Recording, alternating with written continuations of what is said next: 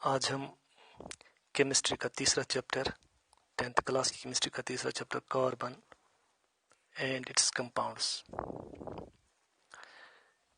शुरू करते हैं। सबसे पहले हम कार्बन के बारे में जानेंगे।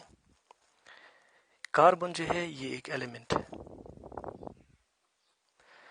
और इसका सिंबल जो है इसको C से डिजिग्नेट किया जाता है। और आपको ये मालूम होना चाहिए जो ये कार्बन है it has been derived from a Latin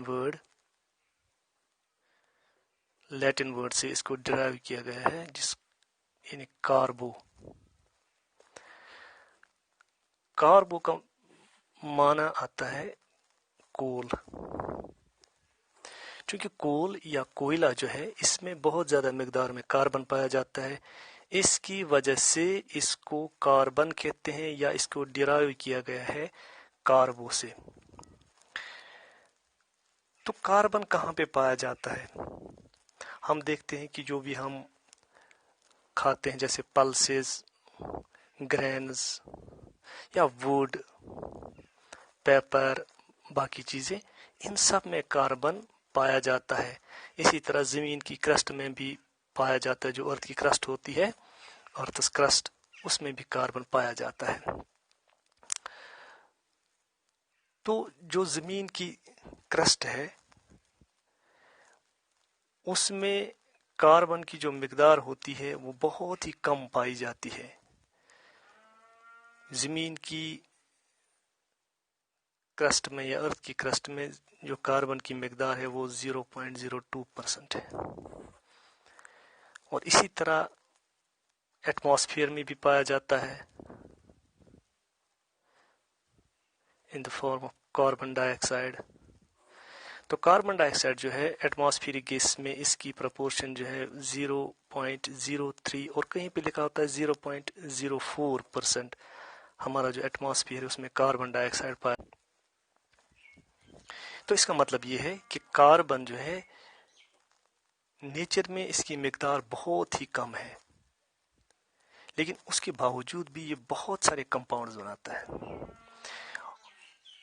और आपको एक बात और याद रखनी है कि जितनी भी जानदार चीजें हैं, चाहे प्लांट्स हैं चाहे एनिमल्स हैं, तो उनमें से जो प्रोडक्ट्स हम ड्राइव करते हैं या हासिल करते हैं उनमें भी कार्बन पाया जाता है, तो जिनको हम ऑर्गेनिक कंपाउंड्स भी कहते हैं। जो ऑर्गेनिक कंपाउंड्स होते हैं इनमें भी कार्बन पाया जाता है।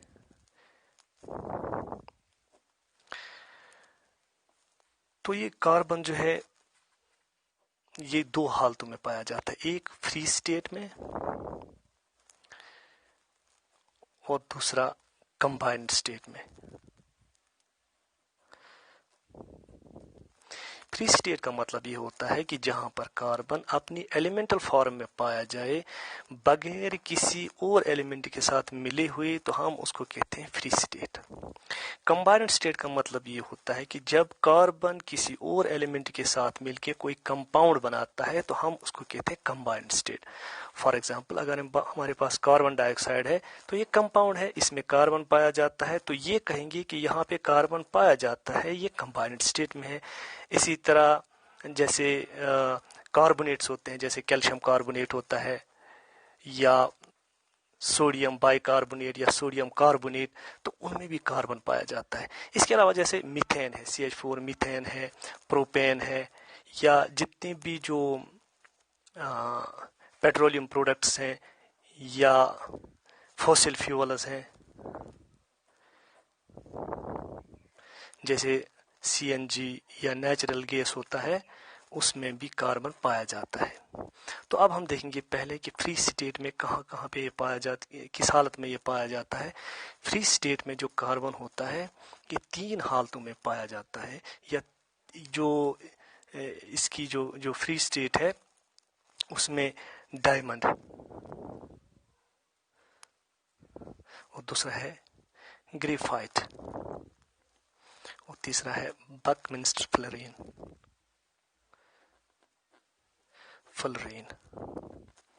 डायमंड, ग्रेफाइट और बकमिंस्टर फ्लोरीन में कार्बन फ्री स्टेट में पाया जाता है। अगर हम डायमंड की बात करते हैं जिससे ज्वेलरी बनाई जाती है, या डायमंड तो आपने आमतौर पर सुना होगा, तो डायमंड जो है it is composed of carbon. और इसी तरह ग्रेफाइट, जिस तरह हमारी जो बैटरी हम इस्तेमाल करते हैं या जो ड्राई सेल हम इस्तेमाल करते हैं, उसमें जो बीच में वो राड होती है वो ग्रेफाइट की बनी होती है। और इसकी और भी बहुत सारी यूजेस हैं जहाँ पे इस्तेमाल होता है या जहाँ पे हम इसको इस्तेमाल करते हैं, वो हम बाद में पढ़ेंगे। तो मेरे कहने का मतलब यहाँ पे ये है कि हमें देखना है कि फ्री स्टेट में कार्बन कहाँ पे पाया जाता है और कंबाइंड स्टेट में कार्बन कहाँ पे पाया जाता है। तो आपको अब मालूम हो चुका होगा कि कार्बन जो है ये फ्री स्टेट में मुख्तलिफ कंपाउंड्स में, जैसे carbon dioxide, calcium carbonate, sodium bicarbonate या सोडियम कार्बन, ऐसी ऐसी चीज़ों में पाया जाता है। तो इसी तरह कंबाइंड स्टेट में, ये फ्री स्टेट में जो है ये डायमंड, ग्रेफाइट और बकमिंस्टर फ्लोरीन में पाया जाता है। तो कार्बन के बारे में जब हम देखते हैं, इसका एटॉमिक नंबर जो है इट इज 6, यानी कार्बन जो है इसका एटॉमिक नंबर 6 है और इसमें इतने ही इलेक्ट्रॉन्स पाए जाते हैं, यानी 6 इलेक्ट्रॉन्स पाए जाते हैं। तो हम जब पीरियोडिक टेबल में देखते हैं तो इसका नंबर भी छठा आता है, यानी छठे नंबर पे इलेक्ट्रॉनिक कॉन्फ़िगरेशन के हिसाब से जब इसको अरेंज किया गया है पीरियोडिक टेबल में, वहाँ पे भी ये इसकी छठी पोजीशन आती है। इसका मतलब ये है कि इसमें 6 इलेक्ट्रॉन्स पाए जाते हैं। 6 इलेक्ट्रॉन्स का मतलब ये होता है कि अगर जो ये कार्बन का एलिमेंट है, इसकी, क्योंकि आपने 9th में पढ़ा होगा, बीच में एक जो एलिमेंट होता है इसके या एटम जो होता है, इसके बीच में न्यूक्लियस होता है जिसमें प्रोटॉन्स पाए जाते हैं और उसके बाहर जो शेल्स होते हैं इसमें इलेक्ट्रॉन्स पाए जाते हैं। तो इसके पहले वाले शेल में 2 इलेक्ट्रॉन्स होते हैं और बाहर वाले शेल में 4 इलेक्ट्रॉन्स पाए जाते हैं।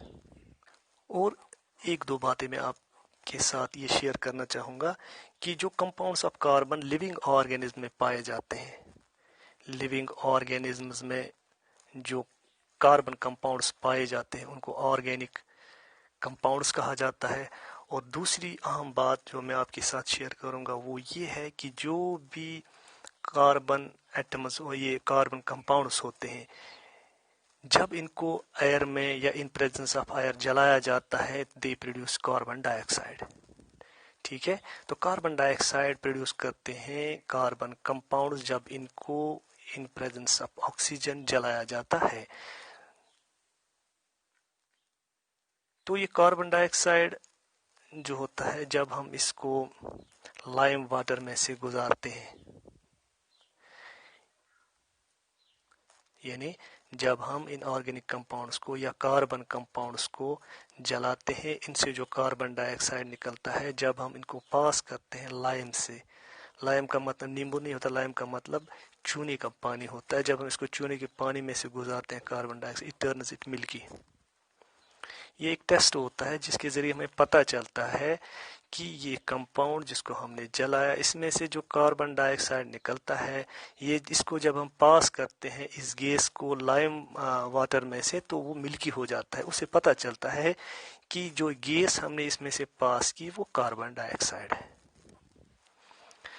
अब हम देखेंगे कि ये इतने सारे कंपाउंड्स कैसे बनाता है, इसकी क्या खास प्रॉपर्टी है, इसमें क्या मतलब जो एलिमेंट है कार्बन, तो इसकी क्या खास प्रॉपर्टीज है, इसका क्या ऐसा नेचर है जिसकी वजह से ये बहुत सारे कंपाउंड्स बनाता है। तो हम अगली वीडियो में देखेंगे।